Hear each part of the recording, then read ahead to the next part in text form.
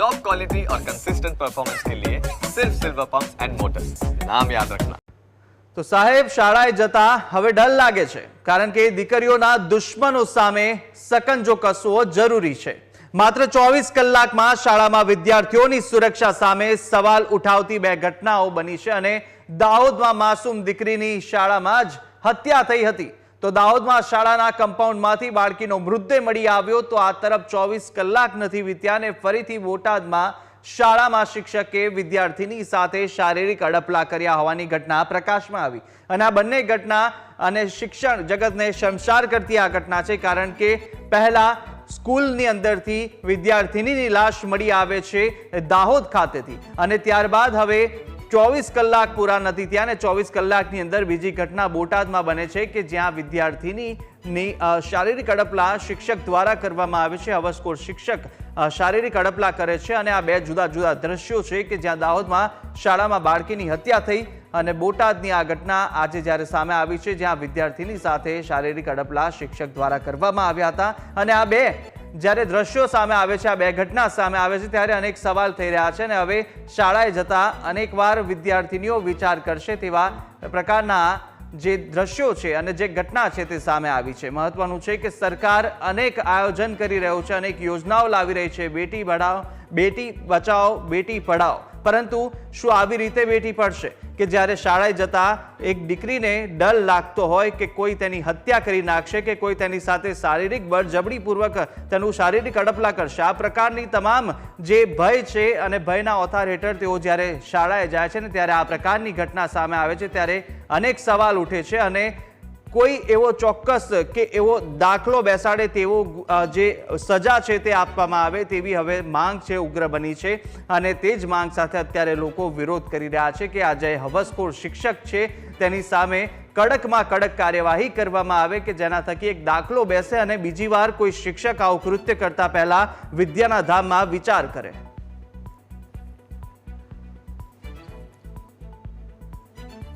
તો દાહોદની એક ઘટના જોઈ રહ્યા છો કે જ્યાં શાળામાં બાળકીની હત્યા કરવામાં આવી અને બીજો આ દ્રશ્ય છે બોટાદના કે જ્યાં વિદ્યાર્થીની સાથે અડપલા કરવામાં આવ્યા। તો આપણી સાથે શિક્ષણ રાજ્યમંત્રી પ્રફુલભાઈ પાનસેરિયા જોડાઈ ચૂક્યા છે। પ્રફુલભાઈ, ન્યૂઝ કેપિટલમાં આપનું સ્વાગત છે। પ્રફુલભાઈ, આ પહેલી વાર ઘટના નથી થઈ, આજે બોટાદની જે ઘટના સામે આવી છે વિદ્યાર્થીની સાથે શારીરિક અડપલા ત્યાં શિક્ષકે કર્યા હતા। આ અગાઉ પણ આપણે કઠલાલની વાત કરીએ, ખેડામાં થોડા દિવસ પહેલા જે રીતે અડપલા ત્યાં પણ કરવામાં આવ્યા હતા ને વારંવાર આ પ્રકારની ઘટનાઓ બનતી આવે છે, શું કોઈ યોગ્ય જે સજા માટે કોઈ દાખલો બેસે તેવું કોઈ કાર્યવાહી થશે આગળ? એક તો શિક્ષણ જગત માટે શિક્ષકો એ સન્માનની એક દ્રષ્ટિએ લોકો જોતા હોય છે, તમે કે હું કે સમાજ, અને એમાં આ ઘટના ઘટી રહી છે તો સમગ્ર શિક્ષણ જગતનું અને મારું પોતાનું શિર ઝૂકી જાય છે, કારણ કે બહુ બધા જ શિક્ષકો, ગુરુજનો, બહેનો અને માતાઓ અને ભાઈઓ ગુરુના નિયમો સાથે શિક્ષકો પોતાનું કર્તવ્ય નિભાવી રહ્યા છે, ત્યારે આવા રાક્ષસી કૃત્ય કરનારાઓ પણ છે। અવારનવાર દરેક મિટિંગમાં જિલ્લા શિક્ષણ અધિકારીને આ બાબતમાં કડક સૂચના આપેલી જ છે કે કોઈ પણ પ્રકારે નાની એવી બાબતની આવી કોઈ કમ્પ્લેન આવે શિક્ષકની તો ચોક્કસ પ્રકારે તરત એના એક્શન લેવામાં આવે।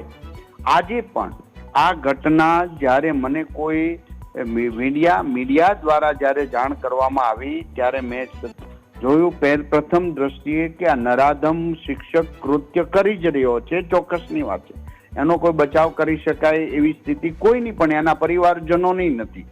ત્યારે મેં તુરંત જ જિલ્લા શિક્ષણ અધિકારી અને અમારા નિયામક જોશીજીને આદેશ કર્યો છે કે પહેલા તો એને સસ્પેન્ડ કરી દે, એને સસ્પેન્ડ કરવાનો આદેશ અત્યારે જ કરી દેવામાં આવ્યો છે। બીજું વાત, ત્યાંના SP Botad, SP DSP Shri જોડે પણ મારી વાત કલાક પહેલા થઈ।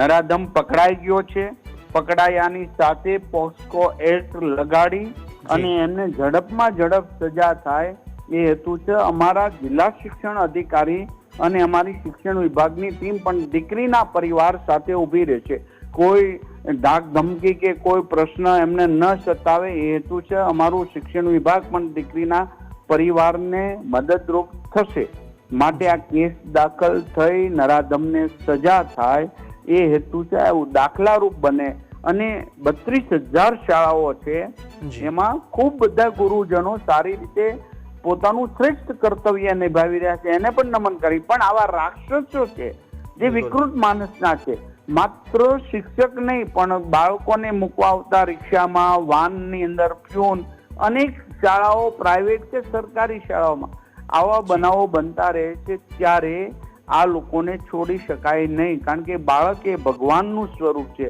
દીકરી હર કોઈ પણની દીકરી આપણી જ દીકરી છે. એ પ્રમાણે અમે ખૂબ ગંભીરતા લઈ રહ્યા છીએ. પહેલું જ એક્શન એમને સસ્પેન્ડ કરી દીધો છે, બીજામાં પોલીસે એમને પકડી લીધો છે અને હવે એના ઉપર પોક્સો એક્ટથી લઈને તમામ કાનૂની કાર્યવાહી સખ્તાઈ રૂપે થશે. બિલકુલ પ્રફુલભાઈ, આપણે ખેડાની વાત કરીએ. ખેડામાં કઠલાલમાં જે રીતે ત્વરિત એક્શન લેવામાં આવ્યું અને ત્વરિત કાયદાકીય રીતે જે દાખલ કરવામાં આવી હતી અને જે આગળ ચાલ્યું હતું કાર્યવાહી તે થઈ, પરંતુ હવે વારંવાર આ પ્રકારની ઘટના સામે આવે છે. તો શું આ લોકોની મનોવૃત્તિ શિક્ષકોની બદલવા માટે કોઈ એવું આયોજન કરી શકે સરકાર? અવારનવાર કેમ્પો થાય છે અને મેં તમને પહેલા જ કહ્યું, શિક્ષક એ પ્રાઇવેટ સરકારીની કોલેજના આચાર્ય, પ્રોફેસર, શિક્ષકો, પ્રાઇવેટ શાળાના શિક્ષકો, સરકારી શાળાના શિક્ષકો એક સન્માનની દ્રષ્ટિએ લોકો જોતા હોય છે અને જોવું જોઈએ. પરંતુ વિકૃતતા, એક વિકૃત માનસતા, પોતાના ઘરની અંદર રહીને પણ ઘણા નરાધમ પૈચાશો સગો બાપ પણ દીકરી સાથે અડપલા રોજ ટીવીમાં અને પોલીસ કેસ થઈ રહ્યા છે. સુરતની એક ઘટના, દાદાએ પણ નાની દીકરી સાથે અડપલા કર્યા. આ એક વિકૃતતા છે. આ વિકૃતતા, માનસિકતા સામાજિક રીતે 100% ન પતે તો એને કાનૂની રીતે જાહેર કરી એને બધી જ બાબતોમાં એનું એક્શન લેવાય. એ હેતુ સરકાર જ્યાં જ્યાં આવી ઘટના ઘટે છે ત્યાં એનો એક્શન લઈ અને એને બોધપાઠ તો ભણાવી જ છે.